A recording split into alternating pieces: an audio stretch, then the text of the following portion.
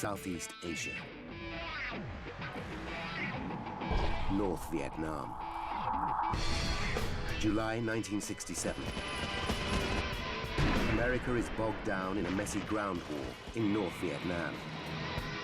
The body count is rising fast. To date, over 6,600 US military personnel have died in the conflict.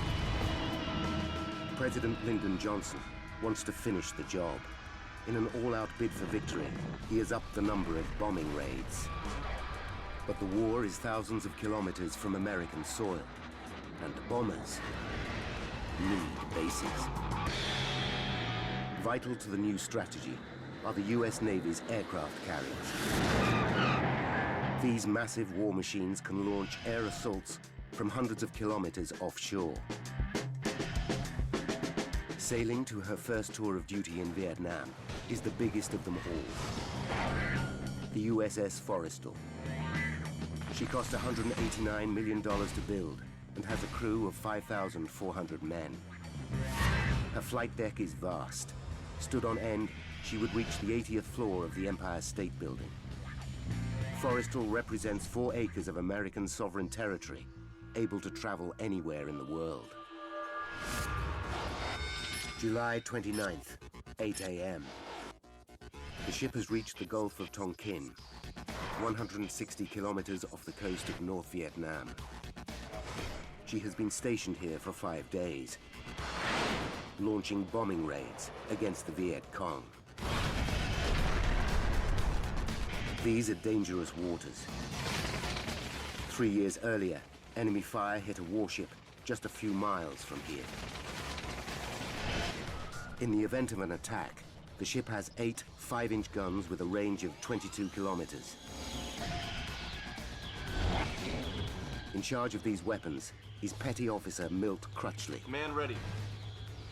Zebra set. Milt is from Frederick, Maryland. Aye. He's just 20, but in command of 2 junior sailors. So far, he's had a quiet war.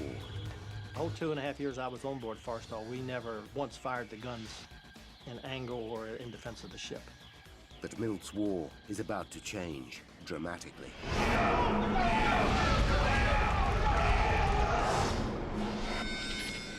9 a.m. A bombing mission is scheduled for mid-morning. The pilots slated for the mission head to their briefings. One of them is Junior Lieutenant Dave Dollarhide. Back home in Florida, 25-year-old Dave is a single man with a hectic social life. But the discipline of the Navy made him shape up. I joined the Navy to become an aviator and grew up actually in the Navy, matured in the Navy. Flying alongside Dave on the mission will be his good buddy, Fred White. 32-year-old Fred is a family man. He and his wife, Marianne, have 3 young children back home in Florida. But for Fred, flying a fighter jet is his lifetime's ambition. Well, I'd like to think I was his first love. But he loved flying so much too. Of course, it was a dream come true for him. The squadron commander briefs Dave, Fred, and the other pilots on their mission. Morning's briefing. The target is a railway line on the outskirts of Hanoi, just south of the Chinese border. Deeper and further than Their mission is to destroy the line and cut off a critical supply route to the enemy. They'll each be carrying 2 1,000. Their commander explains that today they'll be carrying different bombs. A day earlier, Forrestal received a delivery of 7 tons of missiles from the ship USS Diamond Head. The explosives are old and in poor condition, some of it dating back to World War II. When the Forrestal's weapons officer saw the bombs, he decided to get rid of them as soon as possible. Today's mission is Dave's 4th in 5 days, but he's relaxed about it. We didn't expect to have any trouble in our flying that day. It was routine. 10:30 a.m. Dave Dollarhide and Fred White cross the flight deck to their planes. The deck bristles with activity as flight crews prepare 27 fighter jets for the mission, loading them with fuel and missiles. The deck of a carrier is one of the most dangerous working environments in the world. One misplaced step can see a man sucked into an engine or blown overboard by a jet's exhaust. The ship is also a floating arsenal, packed with a deadly mixture of high explosives and fuel. In the event of a fire, one man is responsible. Fire Chief Gerald Farrier is in charge of Repair 8, an emergency response unit of specially trained firefighters. Colleagues regard the 31-year-old father of 4 from Arkansas as the best in the business. 10:32 a.m. As Dave completes his pre-flight checks, he takes a look at the missiles being loaded on board his fighter. One catches his eye. It's an older device, delivered yesterday. He's not impressed. The bomb was large, not designed for high-speed carriage. It had rust all over it from being in storage for a long time. But there's no time to worry. There's a tight schedule to keep. Dave and Fred climb into their cockpits and make final adjustments. The bombing mission is just minutes away. The planes are Skyhawk A4E bombers. They're fast, nimble jets, able to carry 2.7 tons of explosives. 6 Skyhawks crowd the port aft deck at the back of the carrier. Dave Dollarhide's aircraft is 2 planes away from Fred White's. Their job is to bomb the railway line, but for that, they'll need support. Over on the starboard side stand 7 McDonnell Douglas F-4 Phantom jets. Flying Phantom number 110 will be senior pilot Jim Bangert. His job is to protect the mission by destroying anti-aircraft guns on the ground. The Phantom is twice as fast as the Skyhawk and armed to the teeth. Among its weapons are 24 Zuni rockets, housed in pods on either side of the fuselage. With a top speed of 2,600 kilometers per hour and a range of 8 kilometers, each 2-meter Zuni packs a devastating punch. 3 main, 4 main central. 10:46 a.m. The ship swings into the wind to give its planes maximum lift for takeoff. Forrestal's steam-driven catapults hurl the first 2 planes into the air. They accelerate from 0 to 240 kilometers per hour in 3 seconds. A cameraman records the action. The Navy uses the footage to aid training and improve safety. 10:51 a.m. The planes are powered up by mobile generators, while deck crew arm the missiles and the pilots make their final checks. 10:51 and 21 seconds. Dave Dollarhide and Fred White prepare to take their turns on the catapult. Suddenly, there's a flash and a loud bang. Jet fuel spills onto the flight deck and spreads rapidly.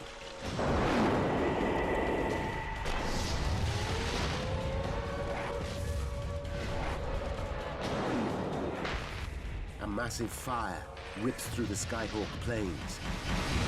Flames engulf Fred and Dave. They've got seconds to get out of their cockpits, or they'll burn alive. The world's biggest aircraft carrier, USS Forrestal, is on fire. Flaming jet fuel rages across its flight deck. 10:52 a.m. Pilots Fred White and Dave Dollarhide struggle to get out of their burning jets. They have just seconds to escape. In the searing heat and smoke, Dave battles to unbuckle his shoulder harness and leg straps. I was terrified about what was going on, but I understood that my life depended on me getting out of that airplane. He finally breaks free and prepares to jump. only to realize he's still connected by his oxygen cord. He rips it off and braces himself for a jump of 3 meters onto the flaming flight deck. I just leaped out the left side of the airplane, twisted in the air, and fell on my side. Dave feels a bone smash in his lower back. He writhes on the deck in agony, unable to get to his feet. The flames spiral out of control as Fire Chief Gerald Farrier and his men race to the blazing Skyhawks. The footage shows Gerald reaching the fire first, armed only with a handheld extinguisher. He gives it a test blast to check it's working, then starts spraying it on the flames beneath the first Skyhawk.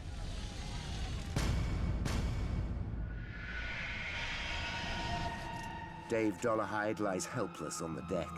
The blaze creeps towards him, but he can't move.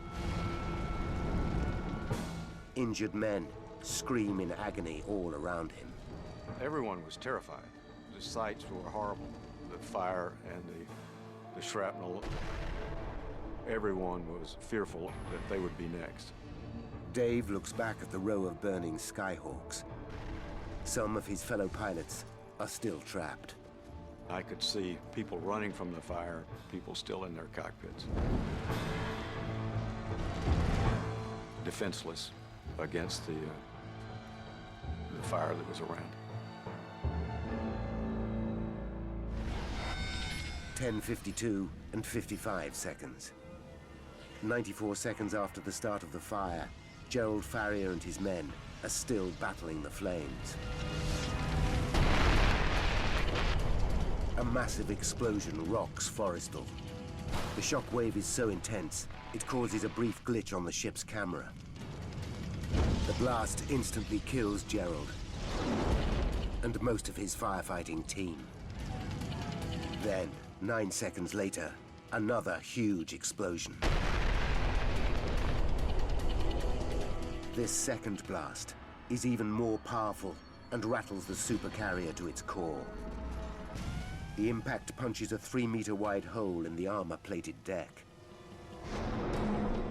Burning jet fuel pours through the breach into the heart of the ship. Below deck, men burn alive. In the mayhem, crew members battle to get the situation under control.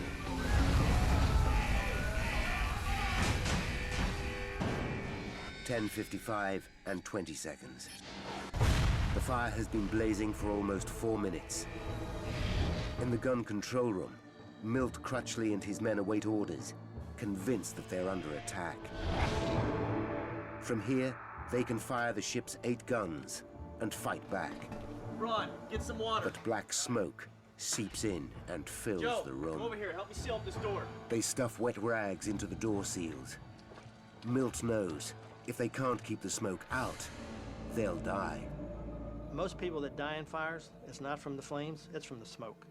So even if you're away from the flames, the smoke can still kill you. Dave Dollarhide still lies on the flight deck. But time is running out. He's got to get away before he's burned alive by the flames, or blown to pieces by another explosion. Adrenaline surges through his body, and despite suffering a broken hip and elbow, he forces himself to his feet. He can hear bombs sizzling behind him, but can he get clear in time? The fire was everywhere, and the thought going through your mind is to just escape. Dave makes it a few meters from the wreckage, when a third explosion blows him off his feet.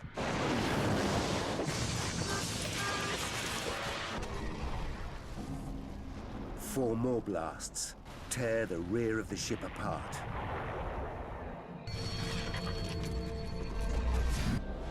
(10:57 a.m.) It's less than 6 minutes since the fire started, but the ship itself is now in serious danger of sinking. Condition 0 throughout the ship. Alarms sound, and watertight doors close all over the carrier. This is condition Zebra, sealing off the damaged compartments to limit the spread of fire. But closing the hatches cuts off many escape routes. Milt Crutchley's men fear they are trapped. I'm the senior guy. They're looking to me, you know, are you going to get us out of this alive, or is this it? There is one exit. A hatch in the gun control room leads to a platform on the outside of the ship. Milt calls the bridge to check if the platform is safe. Command ready. Zebra set. He's told it's ablaze. Whatever He you must gotta find do, a Bird, different do escape it. route. 10:58 and 20 seconds. Crew members spot Dave Dollarhide's motionless body on deck. They haul him to his feet. To their astonishment, he's still conscious. He's dragged to safety. Just in time. They make it to the sickbay, but Dave fears the danger isn't over. We could hear the noises on the hangar deck above us, and we knew the fire was still raging. But fire is no longer the primary threat. The crew pump millions of gallons of seawater into the port hold of the ship to tackle the blaze. In a cruel twist, they're putting themselves in grave danger. USS Forrestal and 5,400 men are close to sinking. The aircraft carrier USS Forrestal is in a critical situation. She lists badly, and sailors struggle to fight fire above and below decks. Leading Petty Officer Milt Crutchley is trapped in the gun control room with his two-man team. As thick black smoke fills the room, they lie on the floor, gasping for the last scraps of air. They say there are no atheists in foxholes. There's no atheists on burning ships either. I was saying a prayer to God, you know, to get me out of this.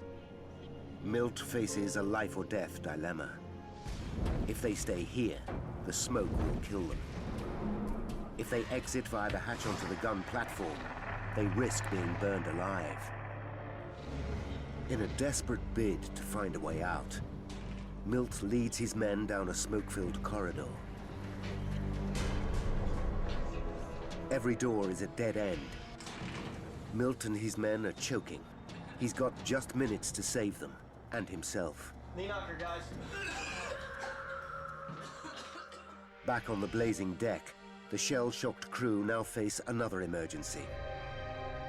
Forrestal's 73,000 tons is on the verge of toppling over portside.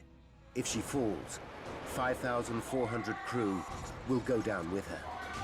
Frenzied crewmen rush to the fuel tanks to pump oil from one side of the ship to the other.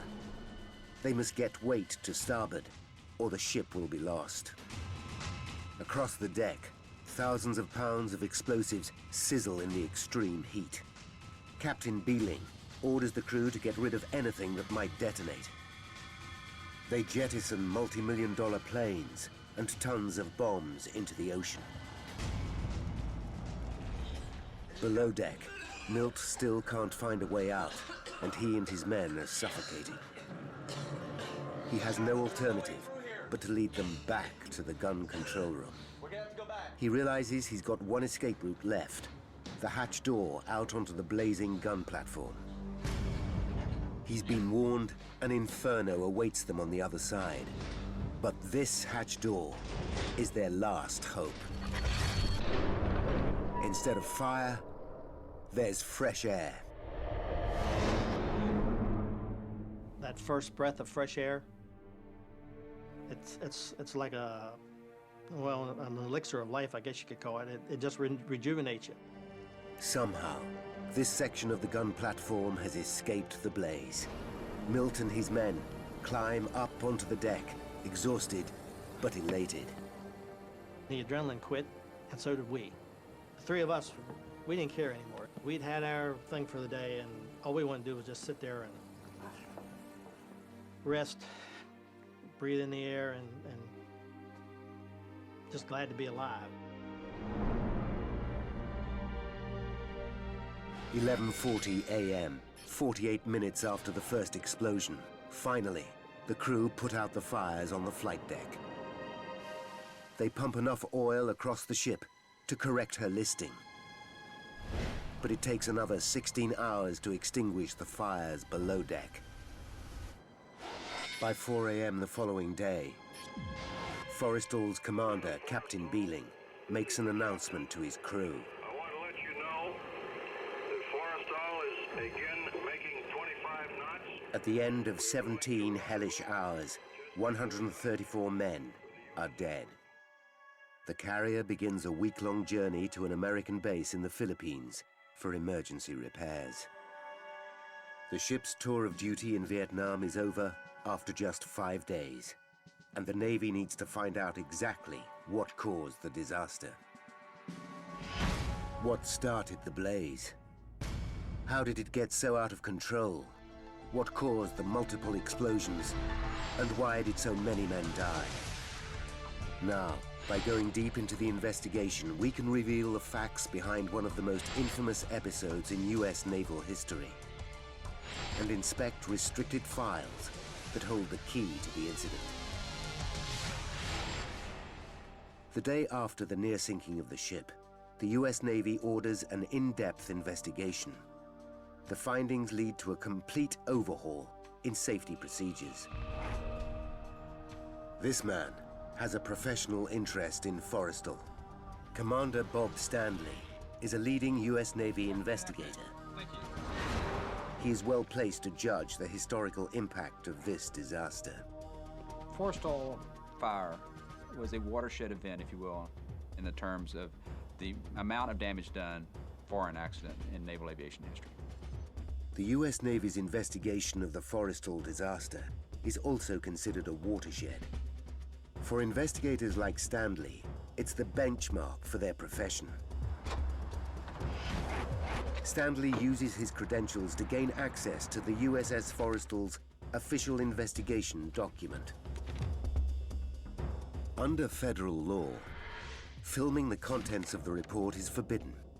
But Stanley has agreed to reopen the file so that we can learn how the original Navy investigators cracked the case. The man who carried out the Forrestal investigation was Rear Admiral Forsyth Massey. Massey is now dead, but back in 1967, the respected officer put his reputation on the line by vowing to get to the bottom of the Forrestal disaster. His most important piece of evidence is footage shot by the onboard camera. Massey orders copies of the footage. He hopes this will reveal all. The Pilot Landing Aid Television System, or PLAT, is no ordinary camera. A radar link displays the aircraft's speed on a dial at the top of the picture. Footage from the PLAT camera should enable Massey to analyze the Forrestal disaster frame by frame. Just before the fire started, the cameraman recorded 2 planes taking off. Then, as he stands by to film the next takeoff, something catches the operator's attention. Quickly, he pans left and captures the fire as it takes hold on the rear deck. Although black and white and grainy, and suffering from electronic interference from the ship's powerful radar, the film is forensic in its detail. Massey analyzes it, shot by shot. With an investigator's eye for detail, Massey discovers a clue hidden in the footage, a clue that will be the key to understanding how 134 crew members of USS Forrestal lost their lives. In 1967, Rear Admiral Forsyth Massey investigated a huge fire on the aircraft carrier USS Forrestal. Today's top US Navy investigator, Bob Stanley, has gained access to Massey's official restricted report. I was impressed reading Admiral Massey's report that they follow the same techniques and methodology that we use today. It was a very thorough report. Stanley wants to learn how Massey solved the mystery. Massey's report reveals that an onboard camera recorded the horrifying scenes on the ship. The footage is a huge bonus. But there's one big drawback. The cameraman faces the wrong way when the fire starts. By the time he pans left, the fire is already ablaze. Agonizingly, the first crucial 5 seconds of the event are missing. Massey knows those 5 seconds could reveal what caused the fire. It is now that his obsessive attention to detail pays off. When analyzing those first 5 seconds, before the camera swings round to film the fire, Massey spots a flash by the plane on the foredeck. He plays it back over and over. There, a clearly discernible flash beneath the plane about to take off. This fighter jet is on the runway towards the front of the carrier. But the actions of the men in the foreground don't match up with what appears to be happening right in front of them. One of them turns and points, not towards the flash, but instead in the opposite direction, to the rear of the ship. Massey is confused. The men don't react to the flash directly in front of them. Why not? He goes back to his interviews with the deck crew. They confirm that they did see a flash, but they saw it near the phantoms on the starboard rear of the ship, the opposite end of the deck to the flash Massey has spotted. This isn't making sense. Then something catches his eye. He suddenly realizes he's been looking in the wrong place. The answer isn't in the footage, it's in the Platt camera that filmed it. He discovers that the Platt camera is surrounded by clear plexiglass, here on the part of the ship known as the island. The plexiglass is in front of the camera lens to protect it from dirt and debris. Massey develops a new theory, that this flash is actually a reflection. He believes that because the camera was filming through curved plexiglass, it captured a reflection of a flash that took place somewhere else on the ship.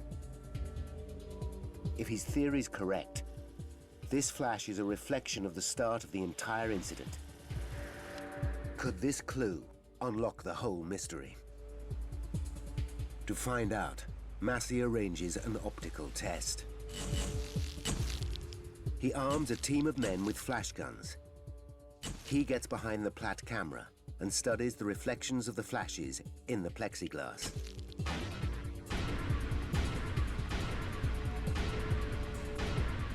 At last, one flash perfectly replicates the original flash caught in the plexiglass seconds before the fire started. This helps him locate the exact spot where the flash happened. Now, by analyzing detailed deck plans based on the Platt camera footage, and by applying basic geometry, Massey comes up with his theory as to what triggered the disaster. He reasons that the flash must have come from the Phantom at the very end of rear starboard deck. That plane is Phantom 110. It's Jim Bangert's fighter.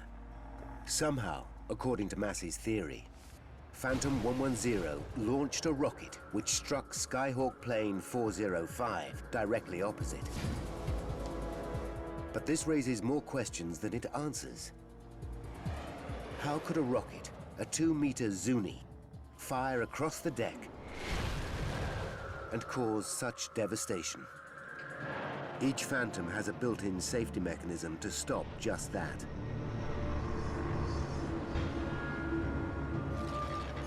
Highly trained air crews follow detailed safety procedures. So what went wrong?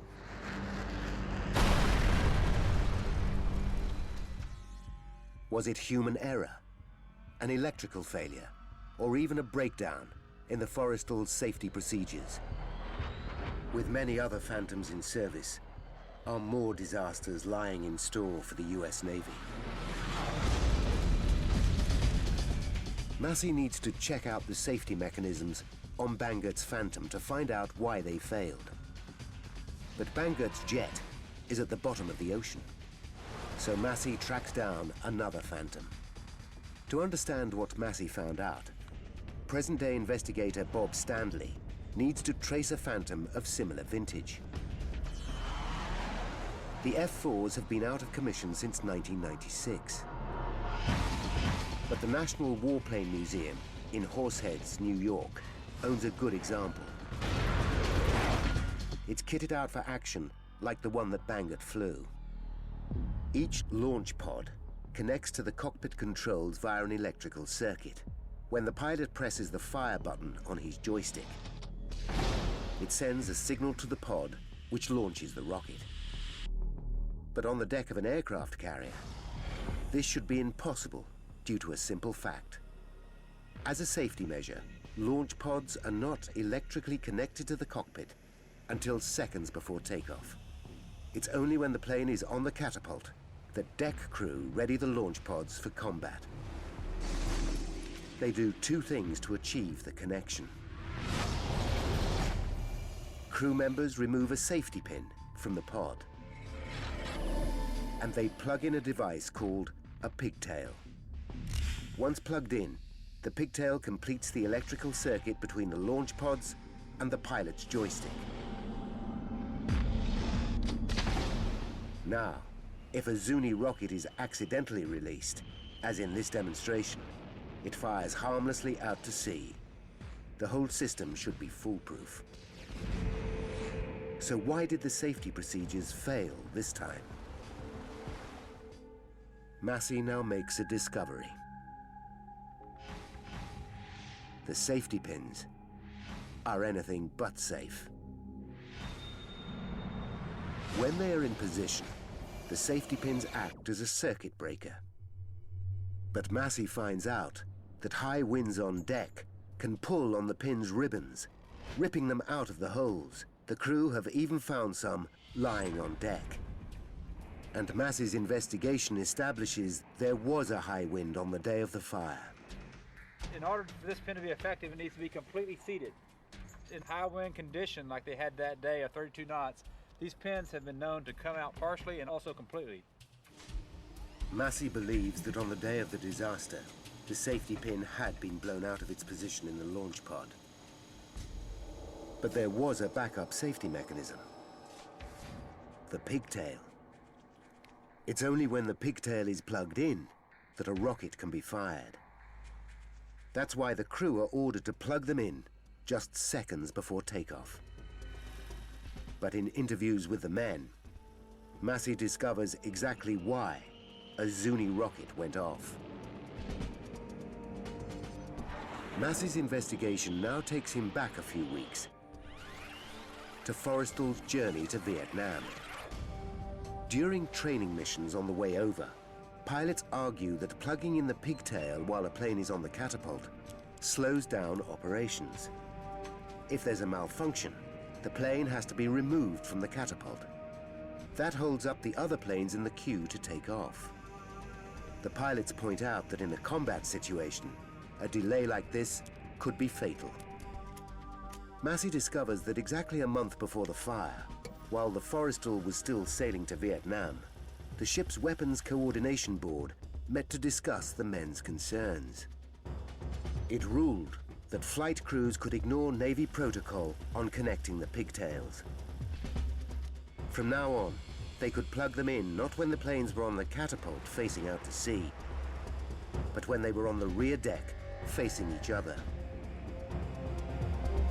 The ruling was never made official, but the crew began to act on the board's decision straight away. Once the pigtail is plugged in, then the aircraft has complete electrical power from the airframe all the way to the missile launcher. Massey now knows there was nothing to prevent an electrical pulse reaching the pod of the Phantom and setting off a rocket. Clearly, an electric pulse did activate the rocket, but where did the pulse come from? That's his next puzzle, and the biggest mystery yet. Could it be that pilot Jim Bangert pressed the fire button? Massey listens again to a recording of his interview with Bangert. Under oath, the pilot states that he flipped just one switch to turn on the plane's power. Massey decides to carry out his own checks on Bangert. He discovers that the pilot has an impeccable service record and is one of the ship's safety officers. Massey believes Bangert, but that doesn't help him trace the source of the electrical pulse. He listens to Bangert's testimony over and over. Yes, sir. I started up the starboard side engine, and I felt the jolt, and I saw... Suddenly, he makes the connection. A power surge. He knows the jets on Forrestal have to be powered up before takeoff by an external source. Once the mobile generator powers up the plane, Bangert needs to flip a switch in the cockpit to change the power supply from the external source to the internal system. Massey suddenly realizes this is the key moment. When you move these switches to on, that is when the missile fired. It was really the shift of power sources. It was unregulated there for a brief moment, giving a transient surge of power. At the precise second Bangert flips the switch, a shower of stray electrical currents surge through the plane. One rogue current finds its way into the circuit that connects the joystick to one of the launch pods. With the safety pin out and the pigtail plugged in, the current reaches the pod and fires the deadly rocket. 56 kilograms of high explosive whip across the deck and launch disaster.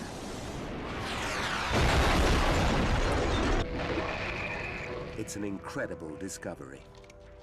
Rear Admiral Massey now knows what caused the fire. But what he urgently needs to find out is why the fire raged out of control so quickly. Fires are a regular hazard on the deck of every aircraft carrier. On average, there's one every 5 days on Forrestal. Highly trained and well-equipped firefighting teams are on board to extinguish these blazes quickly. So why did they fail so spectacularly in putting this one out? Massey looks at the Platt footage to investigate how the crew tackled the original blaze. When the fire first breaks out, Chief Fire Officer Gerald Farrier rushes towards the Skyhawks holding only a handheld extinguisher. Other members of his 8-man team grab the hoses. But just 94 seconds after the start of the fire, when there's a huge explosion, everything changes. Gerald Farrier dies in the furnace of flames. 5 more firefighters are killed instantly, and the blast badly injures the other 3 in the team. In a matter of seconds, all the trained firefighters are out of action. Untrained men now fight the inferno. As the original footage reveals, they use both water and foam. But a seasoned accident investigator like Massey recognizes that this is a disastrous error. The crew should only use foam. The combination of foam and water simply doesn't work when tackling a fuel fire. The foam covers the blaze, acting as a protective blanket, but the water washes away the foam, allowing the fire to flourish. Worse still, water carries the flaming jet fuel on its surface. Unwittingly, the crew actually spread the fire. It was an uncontainable fire at that moment for the crews. They were overwhelmed and they did not have the training to contain the fire on the Forrestal. So Massey knows why the fire spread so rapidly. But this still doesn't explain the single biggest mystery about Forrestal. What caused the series of deadly blasts that killed so many crew? Naval accident investigator Forsyth Massey now knows what triggered the Forrestal disaster. A rogue Zuni rocket slammed into a Skyhawk jet. But Massey still needs to figure out the answer to the biggest mystery of all. What caused the massive blasts? Reviewing the footage of the disaster, Massey is intrigued by the actions of Chief Fire Officer Gerald Farrier. On the film, he runs over wearing no protective clothing and armed with just a fire extinguisher. What does Gerald think he can achieve? Gerald would have known that every bomb has what's called a cook-off time, the time it takes for a bomb to explode when exposed to extreme heat. The bombs usually on board a Skyhawk have a cook-off time of 2.5 minutes before they detonate, giving a man with an extinguisher time to start cooling them down. But now, for the first time, Gerald Farrier must have realized he was dealing with something entirely different. The bombs burning on deck were the aging, rusty devices delivered to Forrestal just the day before. He had no idea when these bombs would go off. Present-day investigator Bob Standley commissions an explosives expert to compare the cook-off times of these old weapons with those of the modern bombs usually carried by the Skyhawks. His tests are revealing. The cook-off time of the older bomb is over a minute less than that of the modern munition. By the time Gerald Farrier gets to the bombs, one is already split open and burning white-hot. He screams at his men to run for their lives. He must have realized that they would blow up in seconds.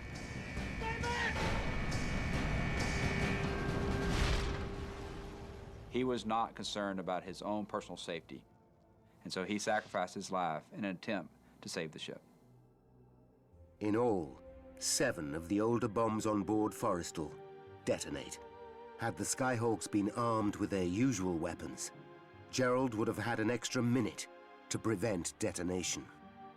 And that, according to the explosives expert, would have given him enough time to stop the bombs going off. If we'd have had just 60 more seconds, more than likely we would have been able to get the fire under control a lot quicker, which would have prevented other weapons from going off. In his final report, Massey confirms the decision to arm Forrestal with old, decaying bombs is the cause of many of the 134 deaths.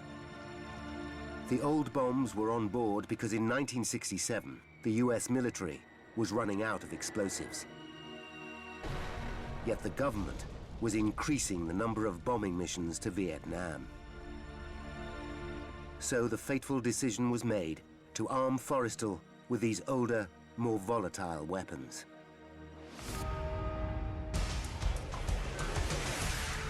Now, by rewinding the events of that day, and by following the evidence uncovered during the extensive investigation, we can finally reveal the chain of events that destroyed USS Forrestal and killed 134 men. 10:45 a.m. A mobile generator powers up Phantom 110 on USS Forrestal, and an armorer plugs in the pigtail. 10:51 and 21 seconds. Pilot Jim Bangert flips the power switch. A stray electric current surges through the fighter jet. The safety pin is not in position. There's nothing to stop the current as it travels all the way to the launch pod. It activates a Zuni rocket. The rocket crosses the rear deck of the ship, chest high, at speed. It slams into the fuel tank of another plane, a Skyhawk 405, releasing 400 gallons of jet fuel that ignite. The impact of the rocket knocks 2 old rusty bombs from the jet's launch pods. Each contains 453 kilograms of explosives. The first will detonate in 94 seconds. 64 seconds to bomb cook-off. Dave Dollarhide finally breaks free and leaps 3 meters. He lands hard, breaking his hip and his elbow. 60 seconds to cook off. Gerald Farrier desperately tries to cool the bombs.